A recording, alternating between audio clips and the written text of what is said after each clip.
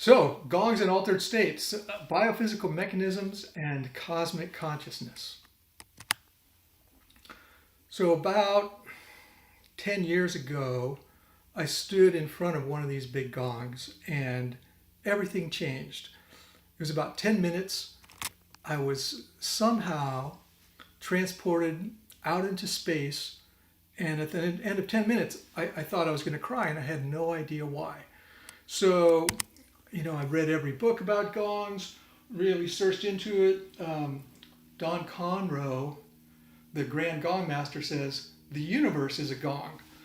And I said, come on, Don. I mean, I know you like gongs, but that might be a little over the top. And he said, well, look, the universe contains every frequency. The gong contains every frequency. Okay, maybe the universe is a gong, but I'm not sure how you're going to prove that. Well, if you stay around to the end, maybe I will find a way to prove that. So let's just see how it goes. So I'm going to talk about the different mechanisms of action that the gong has to produce these altered states. Hearing, right brain activation, resonating with your chakras, tactile stimulation, magnetosonic waves, biomechanical transduction, water information modulation, and baryonic acoustic oscillations. So, starting with hearing. Just a little bit about hearing, it's way more sensitive than vision. Your eyes can only see 1 octave of light, but you can hear 12 octaves of sound. And it takes only 28 samples per second for your eyes to suspend disbelief, but it takes 48 samples per second for your ears to suspend disbelief. So, here's a little map showing the range of hearing, what we can hear, and the sounds that are produced. Now, the auditory experience in that gray area there encompasses everything, and the gong actually encompasses things outside of the threshold of hearing, down in the lower left-hand corner as well. Even though you can't hear it, you can feel it, and anyway, it's difficult to describe, but you can definitely feel it. So, how does hearing work? There's a couple different theories. I'm just going to talk about 2, well, maybe 3. Here, the sound comes in on the left-hand side of the screen and goes through the ear, hits the eardrum, moves those little bones. That little stirrup-shaped bone goes into the vestibular duct, and that stimulates inside that little coil there. And the basilar membrane has different areas that resonate at different frequencies. And so when, say, 300 hertz comes in, you just have that little arrow in the middle there that represents something like that. It stimulates that part of that membrane that resonates at 300 hertz, and that's how you hear the sound. So this is called the resonance theory of hearing, where sounds from the environment are a spectral representative form extracted by the inner ear. The inner ear serves as a tuned resonator. Oops, how'd that happen? Sorry, the inner ear serves as a tuned resonator that passes the spectral representation to the brainstem and then the auditory cortex via the auditory nerve.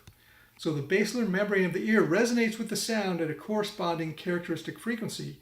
So if it's 300 hertz, the membrane has that characteristic frequency and it moves, and that's how you feel it. And that's how you sense it. But characteristic frequencies are difficult to determine below 120 hertz. So you can see in this little graph right here, in between 100 and 200, right around there, all those lines start to drop off, and this theory no longer works. You don't have, your basilar membrane can't resonate with those lower frequencies. And so there's the frequency theory of hearing, that the human nervous system operates in the acoustic range. So individual nerve fibers, including your auditory nerve, can only fire at a range between 300 to 500 times a second. So this is in the acoustic range. And groups of nerves can only fire up to 5,000 cycles per second. So that's very interesting, because the sounds in the overlapping range from 120 to 5,000 are processed by both forms of hearing. So this spectrum of dual processing is right in the primary vocal range. And this may very well account for the intense emotional responses from vocal toning. So humans are pattern recognition machines, and we're always trying to make sense of the world through pattern recognition. Now, when you look at this picture, I'm going to show some visual examples rather than auditory to drive the point home. No one I've ever met has looked at this picture and told me, oh yeah, that's a picture of 8 red circles with 3 intersecting white lines. Everyone tends to see a cube because we're trying to make sense of the world by recognizing patterns. Here's a linear pattern. It's easy to recognize, somewhat soothing maybe. This is a non-linear pattern. And that non-linear pattern, no matter how long you look at it, you look for a pattern and you look for a pattern, and it kind of moves your eye around and moves your mind around. And so gongs produce non-linear sounds which don't follow a regular harmonic pattern. And because the gong doesn't follow these patterns, at some point the mind stops looking for a pattern and it just lets go.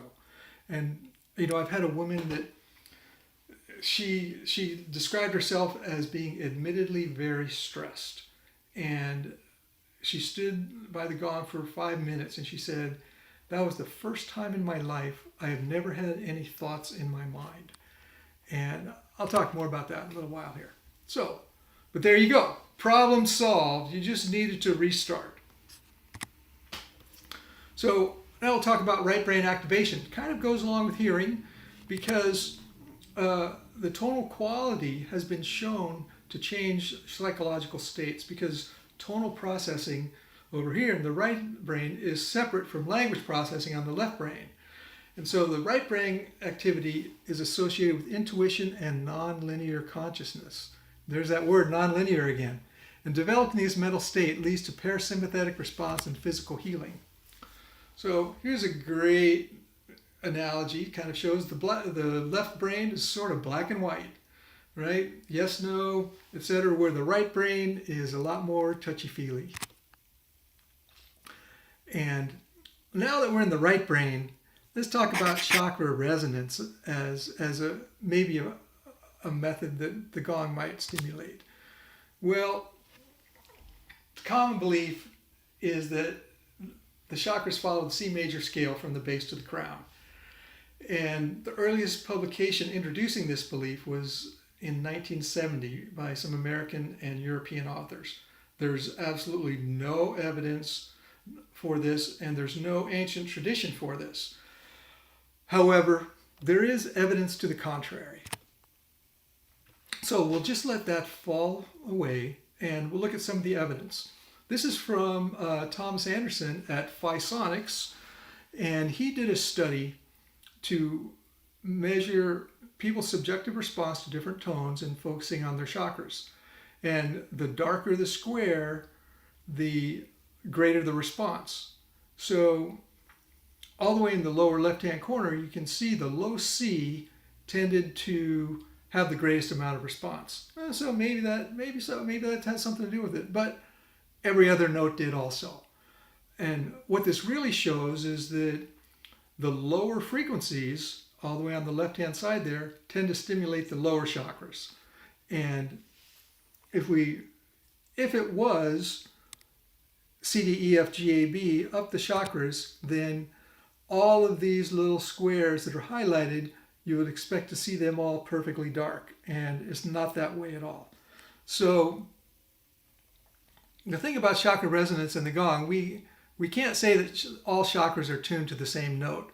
But this study did demonstrate that there is a resonant effect of specific sound frequencies on chakras. It's just not the same for everybody. So the mythology of this being the chakras, well, you get my idea of what I think about that mythology. So let's talk about tactile stimulation. Here, the gong, like I was saying before, you feel it on your skin. You feel the hairs moving on your arms. And, pardon me, so hairs send information to the brain, and there's several different types of hair and different types of information that gets sent to the brain. Well, this is kind of common throughout the animal kingdom. of antennas, and there's a story about Native Americans who were expert trackers, and they joined the military in World War II, and they had to cut off all their hair, and their hair was the antenna that helped them to track better. And when they cut it all off, they lost that power. Well, people debate if your hair is really an antenna or not. For the people that are uncertain about that, I encourage them to consider this, because if that doesn't look like an antenna, I don't know what does. And I can't say for sure if long hair is an antenna, but, well, I do have my own ideas about things. So in addition to the hairs, there's also 3 different touch receptor cells, and each of these different touch receptor cells gets tired at a different rate. That's why the acoustic beds, the sound moves around, because the cells get tired and they stop responding, they habituate to the sound.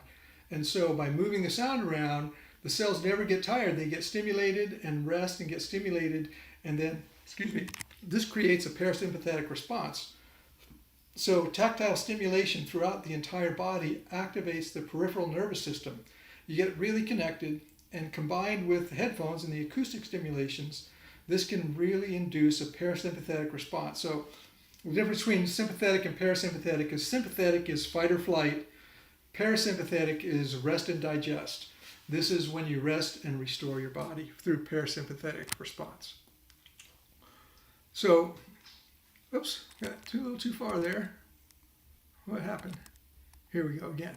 So, magnetosonic waves. This is very interesting. It's really a cosmological effect, but the thing about magnetosonic waves, let me just look at my notes here, is that I just have to ask the question, can the influence of the gong on the magnetosonic compression and rarefaction of the magnetic field of the heart impact that field and modulate how the field imprints information onto the iron in the hemoglobin of red blood cells? Well, maybe. You see, when impulses impact the abrupt boundary between the heart magnetic field and the surrounding area, ripples travel along the surface of the magnetic field, and they get reflected back from the magnetic poles, and the interference of the original reflected waves leads to a standing wave pattern in which certain points can be standing while others vibrate back and forth, and a drum resonates just like this when struck exactly the same way. So in this case, the drum is the magnetic field of the heart. And here it shows kind of what the standing waves look like in that field. And I was going to talk a minute about how we record music, or how we used to record music on magnetic tape, is that all the tape has these random metallic particles. And when it goes through the circuitry, the sound comes in and it's an electrical signal, and that the tape bridges the gap of that circuit, and that electrical signal passes onto the tape, and all the magnetic particles form into a pattern. And that pattern stores the sound and you play it back. It's amazing. But the point of all this is that this is why humans are pattern recognition machines, because patterns is how information is stored. And so that's why I wonder, can the modulations of the heart's magnetic field imprint information on the iron or the red blood cells similar to how information is stored on magnetic tape? I have spoken to some other scientists about this. They think it's a very interesting idea. And if there's any physicists out there listening to this would like to contact me, I'd love to talk to you about it. So now I want to talk about water information modulation and how water stores information. And I know this is a crystal, not water, but I have to diverge for a minute here to talk about crystals so that I can talk more about water. And so I did a study on the different methods of deleting information in crystals. Now you can go online and there's 20 different ways to clear a crystal, but there's absolutely zero evidence for any of those ways. So I studied with Marcel Vogel, who is an IBM scientist who invented liquid crystal displays and magnetic disk storage. And I kind of continued on some of his work here. And what I've done, I took a gas discharge visualization device here and measured before and after storing information in the crystals. And with the device, passed a voltage through, and it made a little movie. And then you specialized software to analyze the area, intensity, and entropy of that light. And the data was graphed and compared as highly statistically significant. The top line is the natural state. So I recorded this 2 times for each pass. So you see the 2 top lines are in the crystal in its natural state. And the 2 bottom lines right underneath that jaggedy one is after information was stored in the crystal. And when you look at the bottom graph is the same as the top graph. It's just presented in a different way, so you can see the highly statistically significant difference between the 2. So if you want to know how to store information in crystals, send me a note. I'll send you that protocol. But the point was, the study demonstrated that information can be stored and erased in quartz crystals. And when it was stored in the crystals, there was a decrease in the intensity, a decrease in the area, and a decrease in the entropy of light. Now, entropy means everything moving towards randomness. So it's actually more organized. So, and this, I think, points to how the information is stored. And my theory is that quartz crystals are hexagonal rings. And my theory is electrons flow around this ring and of the hexagonal atomic lattice, and this creates a magnetic field. And that magnetic field stores information and creates the observed effects, just like the orientation of the magnetic particles on the tape. The orientation of the magnetic fields within the crystal stores the information. Well, this is most likely a reasonable theory, since ring currents exist at the atomic, molecular, planetary, stellar, galactic levels. Ring currents scale throughout the entire cosmos. So here's a graphic representation of a couple ring currents, and I have to ask is, could the orientation of the magnetic fields of these currents store information in the same fashion as the magnetic particles on tape? Well, now to the water part, because the structure of quartz crystals and the structure of water is exactly the same. They are hexagonal rings, and all the water in every living cell is structured into hexagonal rings. And this is how life can operate, is through that structured water. And the rings stack on top of each other in layers. And one layer, they're not just right on top, they're like scoot. If this is a hexagonal ring and this is one, they're not right on top. They're kind of scooched over a little bit so that they form bonds with the rings below. And that's what that tetrahedral shape looks like. And quartz crystals are tetrahedral. That's why you see, let's see if I have one here. Well, here's a little one.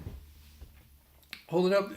This crystal is this shape because that is the shape of the actual atoms at the very smallest level, and it's reflected all the way out. This is what makes it a crystal. So here is a micrograph of water that is structured, and you can see all the hexagons there. And everyone knows snowflakes are always six-sided because this is the representation at the atomic level being distributed out into the form to create this shape. So now that we're talking about water, let me talk about Luc Montagnier, who won the Nobel Prize for discovering the AIDS virus. He later studied the properties of structured water in relationship to DNA. And this is, I think, fascinating and really important, because he took a DNA sample and diluted it 10 to 1. In between each dilution, he spun it in a vortex for 15 seconds. And this structures the water. Water is structured by movement, by spinning, by movement, by sound, and by infrared light. That's why infrared saunas are good. So after many dilutions, not even one molecule of the original sample was present. However, he could measure an electromagnetic signal in the water. So he transmitted this signal from his laboratory in Paris to a university in Italy, and then they played that signal into ordinary water for an hour. And Luke refers to this signal as music, which I think that's kind of interesting. It's like DNA as music. And the water shielded from all other frequencies while listening to the music. And in the same way, my entire room, if you saw the video of the meditation, my whole room is shielded from all external EMFs so that this same kind of thing can happen in there. So after the water listened to the music that was recorded in Paris, they add some nucleotides to the water, throw in some polymerase, which is the enzyme that replicates DNA, and then somehow, right, the enzyme receives information from the music that was played into the water and reconstructs the new DNA. Now, there's no DNA in this water at all. It's just water, but it's water that has that original signal. And when that new DNA is compared with the original, it's over 98% accurate. So, wow. What this tells us is that the information is stored in the structured water of our cells, and that informs our DNA. And I believe this is the same as with the crystals. Hexagonal rings of the water, electrons spin around those rings, and that stores information. And many people are familiar with Dr. Emoto's work on storing information in water and getting crystals out of it. So the human body is about 65% water by volume, but by number of molecules, it's 99% water. And so our thoughts and our feelings affect the information that's stored in the water of our cells, and the thoughts and feelings inform our cells. I listened to an interview with some centenarians, and I don't remember what anybody said except for one old woman. She said, negative thoughts are like poison to your body. Well, this would kind of go right along with that. And so what would it feel like if 99% of the molecules in your body were doing this? Well, it would feel like this.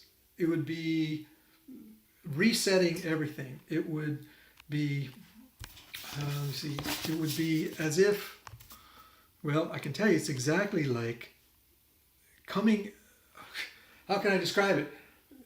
People come stand behind my gong for 10 minutes and they walk out and their face is completely different. They are transformed in just a short period of time. So, and that's just from the water. So now I want to talk about the tensegrity model of connective tissue as information pathways for the biocrystalline superconducting network. All right, there's a lot of $3 words in there. Let's see if I can simplify it. Well, tensegrity is a term coined by Buckminster Fuller that refers to tension and compression. And this is an amazing looking chair. It's called a tensegrity chair. It's based on his model. And here you can see the musculoskeletal system is a tensegrity system. This is how robots are able to walk, because they took this tensegrity idea and they mapped it over into something to make a robot walk. And you can see the compression elements are the bones and the tension elements are the connective tissue. And so connective tissue connects every bone, muscle, organ, and cell to every other part of the body. And structured water acts as a biocrystalline superconducting pathway for this information to instantaneously be transmitted through the entire body, through every part of the body, when it's compressed by sound. So a slight compression of sound can transmit information through there. Now, let me just get my notes here a little bit. External perturbations of the tensegrity structure results in a systematic redistribution of tensional forces through the entire structure to maintain structural integrity. So there's some rigorous research that shows that liquid crystalline water aligned with the collagen fibers in the fascia creates a superconducting network of information transmission. And this is most likely the mechanism for acupuncture meridians. And after I finish the research project I'm on now, one of the ones I'm looking at doing is measuring the effect of the gong on acupuncture meridians. So, but there's also the tensegrity model of the cell and biomechanical transduction, and this is super important.